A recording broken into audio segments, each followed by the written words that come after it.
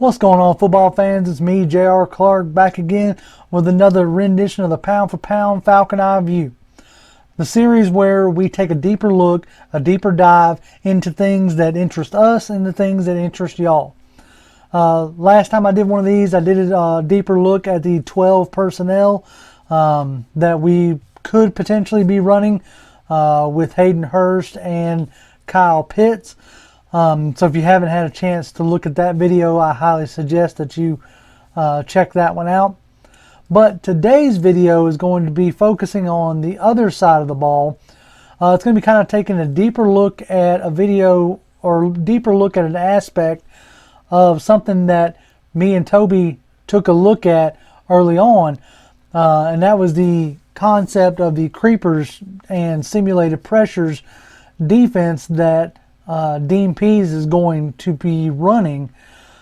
That had me thinking, and wanting to do deeper looks and deeper research into the systems and styles that Pease likes to run himself. And that led me to noticing that, like with a lot of coaches, especially in this modern NFL, the nickel package has kind of become the base package. In almost every interview, when you ask Dean Pease, are you a 3-4 or are you a 4-3, he says yes. And that's simply because in today's NFL, you have to be multiple and you have to run a lot of different things because you're trying to disguise and confuse opposing offenses to make them second guess what they're looking at. And Dean Pease truly has the experience needed or desired to make this multiple defense truly work. We've heard it now for years, starting with Mike Nolan and coming forward, that we're going to be multiple, we're going to be hybrid, almost to a point where those concepts have become negative things because the product that was produced on the field was not a good product and definitely was not multiple and was barely hybrid, especially with this last regime that we had in here. Defensively, they were not very creative on the defensive side of the ball. When Dan Quinn was in charge, they stuck to a cover 3 shell and a 4-man rush, a lot of the time, and became very predictable. Relied heavily on the fact that our elite players are going to beat your elite players. Well, that's all fine and dandy unless you don't have elite players all the way across the board, which we haven't had, with some costly misses in the draft that we won't get into. Didn't necessarily produce the talent that we were wanting and looking for. Now, when Raheem took over last year, the defense did get better, because they started to disguise more things and not strictly just play a cover 3. They were mixing things up with some cover 2 and blitzing the linebackers a lot more. Anyway, so that's the kind of recap in the sense of what Dean Pease is bringing isn't necessarily new, but it's a more experienced and I think a better executed version. So, without much more preamble, let's go ahead and get into it. One of the things that he's bringing, like I said before, is a nickel defense.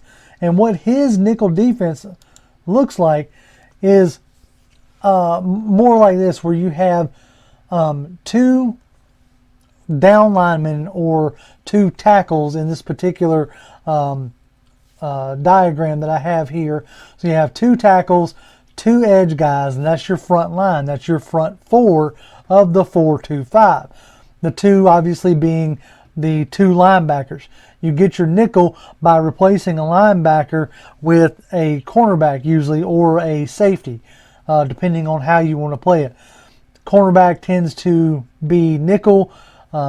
Big nickel tends to be when you replace it with a safety. You get your dime formations by pulling yet another linebacker out and replacing them with a safety or a corner.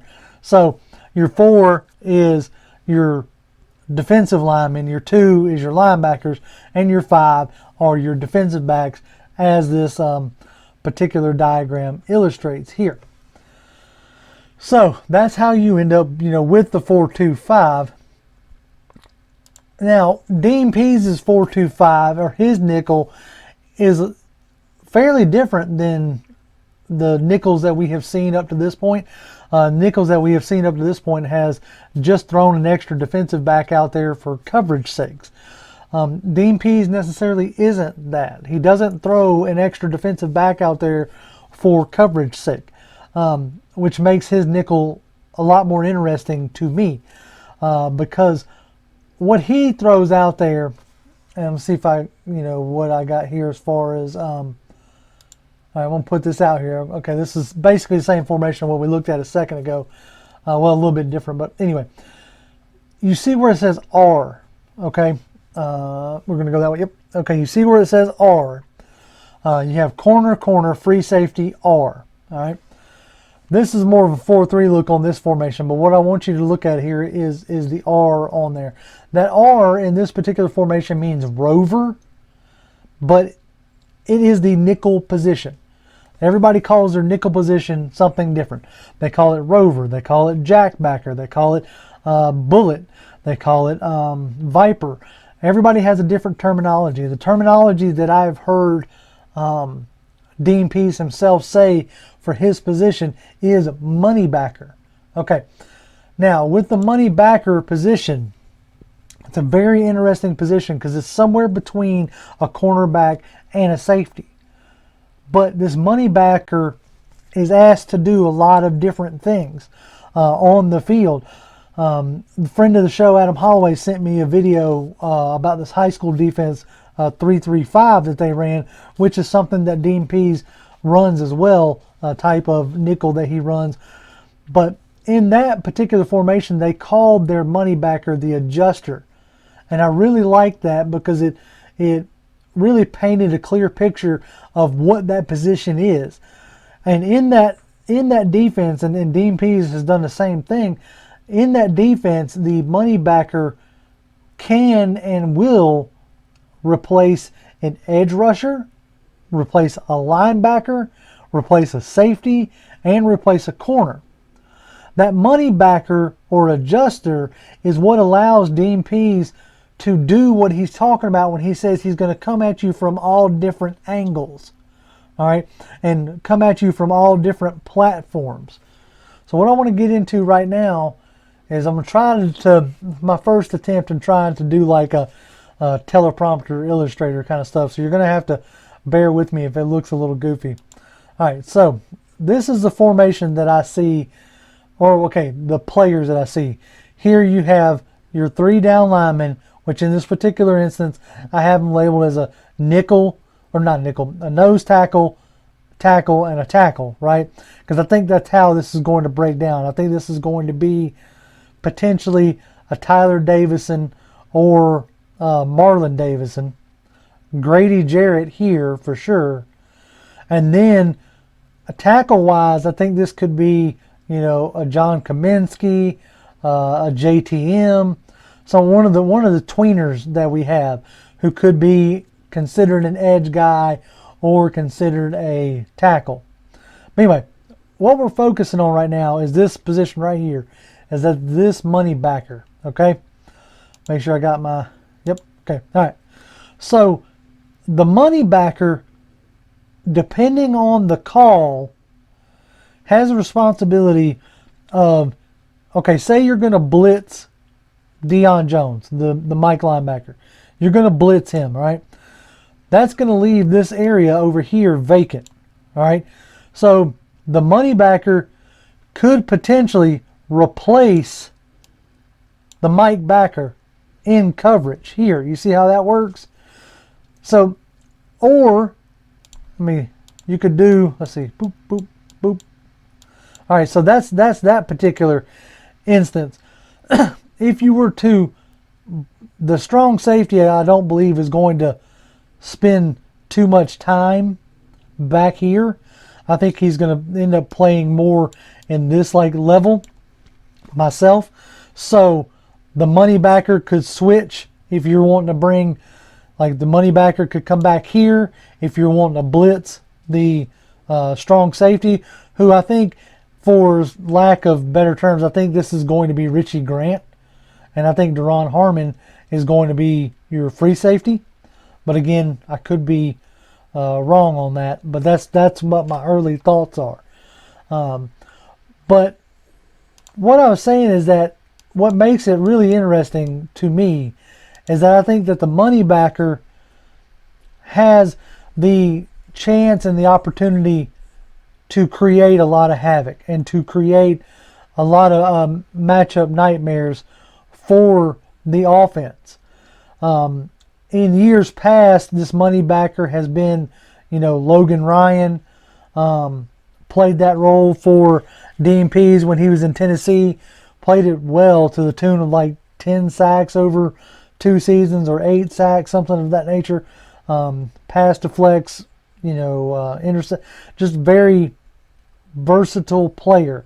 And I think that's what Dean Pease is going to be looking for here. And I think the first guy up, honestly, is going to be an Isaiah Oliver. They're built pretty similar. Like Isaiah Oliver is 6 foot 210. Logan Ryan was like 5'11", 190. So they're pretty similar when it comes to the way they're built. And this coaching staff has already made mention of the improvement that they saw from Isaiah Oliver when the old regime did move him closer to the line. So I want to show you some now like real world examples. Let's see here.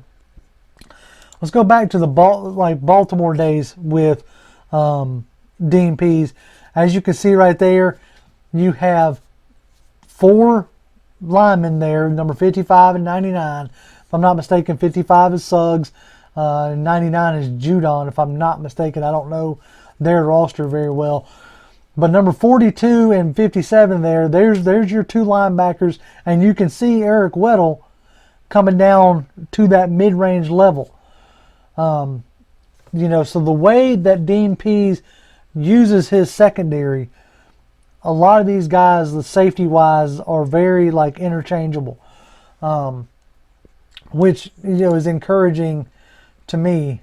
Here it is from Kansas City, or when his Tennessee days, and from 2019, I believe that's when this game is. There you see it again with the 2 guys with their hands in the dirt, 2 guys standing up. I think for us, the hands in the dirt guys are going to be Marlon Davidson, Grady Jarrett, Tyler Davison, depending on what personnel you got out there. The stand-up guys, obviously Dante Fowler and JTM, Steven Means. I think JTM has a leg up there, in my opinion, over Steven Means, but we'll see how that transpires. But you see that guy creeping down in the middle there. If I'm not mistaken, that it's either the guy creeping down in the middle or the guy to his left is Logan Ryan. And I'm going to show you this from a different angle, the same play from a different angle. All right, it's the same one. You see number 26 there. That's Logan Ryan. All right, Logan Ryan was all over the field for Dean Pease. He was that money backer. And that money backer is going to be a very important role on this team. And we have some guys who can play that, or who should be able to play that role well, whether it's Isaiah Oliver, whether it's a potential of Jalen Hawkins, or maybe even Michael Walker, may get a chance at that backer, that money backer role. And because they don't use them all the same, he doesn't use all those money backers in the same style. And Dean Pease is a guy who tends to coach to the player's strength, but whoever he designates as that money backer is going to tip you off on how they're going to be used. Logan Ryan was used covering the flats quite a bit, and blitzing and pressuring quite a bit. So if it's an Isaiah Oliver, I expect him to be used in similar fashions, keeping him, close to the line of scrimmage, having him deal with, tight ends and running backs coming out of the backfield, and using his open field tackling. He's one of the better open field tacklers on the team, so I would expect that he's going to get the first crack at this money backer position, because of his like football IQ. He's not a dumb player. I know we rag on him a lot, but I think he was just asked to do things that he wasn't necessarily good at doing. I know the money backer every now and again will get asked to cover deep thirds, but that's not something that Dean Pease asked Logan Ryan to do a lot of. So if they do end up going to Isaiah Oliver for that role, I would expect it to be, closer to the line of scrimmage. In my research on the 4-2-5 defense as a whole, I come across this little bit, and I thought to myself, I said, man, this fits our defense real well. It says the 4-2-5 defense is a nice option for coaches who have players on the defensive side of the ball who are either undersized or super athletic and speedy. The defensive alignment will actually be able to compensate for the lack of size and take advantage of the speed by creating mismatches for the offense at the line of scrimmage. Now tell me if that doesn't describe our defensive players. A lot of our defensive players are just a little bit undersized, but Dean Pease himself has said when he watched film that what he noticed about this team is that they were young, they run, and they like to hit. So this, to me, screams a usage, of this particular roster that we have right now. Now I know everywhere Pease has been, and Terry Fontenot, as far as like if you want to take his days from New Orleans, they have liked bigger defensive linemen, and I think we're going to get there. But if you're looking at the roster that you have right now, one of the best ways to utilize the undersized, speedy, athletic roster that we have does seem to be this 4-2-5 alignment. So I expect the coaching staff to make use of this. I'm really interested to see who ends up carving out that money backer role. Is it Isaiah Oliver? Is it a Jalen Hawkins? Heck, is it a Darren Hall, the cornerback that we got out of I can see the jersey, San Diego State? Y'all gonna kill me if that's wrong. But anyway, so it's a position that I'm excited about. It's a position that I think is an important position on this team, because I believe it's a position that allows this team to be flexible and allows this defense to be flexible. And that's what Dean Pease ultimately is going for, is versatility and flexibility. Because he loves to run cover 1, cover 3, cover 4. He'll throw in some cover 2 there as well. He loves to mix it up with his secondary. And if he's got a guy that he can count on in that money backer role that allows him to come out in 4-3 looks on one snap and not change personnel, but then get into more of a 3-4 looks with that cover 3 or cover 4 behind it, I think that's what he's going to be looking for and going to be going for. It makes me super excited to see what he does with this defensive unit. And yeah, so that's what I got here. I don't want to keep rambling on, but that's my thoughts on the money backer role of the 4-2-5 defense. And yeah, keep your eyes peeled on the channel. We got live shows coming up. We're going to be at training camp. At least I'm going to be at training camp opening weekend. I believe Toby and Mike will be with me at Mercedes-Benz. If y'all are going to be there, keep an eye out for us. Hopefully we'll get lucky and Jimmy will be able to come down and be there with us. But if not, at least you might have a chance to meet us three. And as always, you can follow me on Twitter. I'm at Grim1128, GRIMM1128. And for more in-depth and potential behind-the-scenes kind of stuff, you can subscribe to our Patreon. Check it out there at Pound for Pound ATL on Patreon. And yeah, as always, Falcons fans, rise up.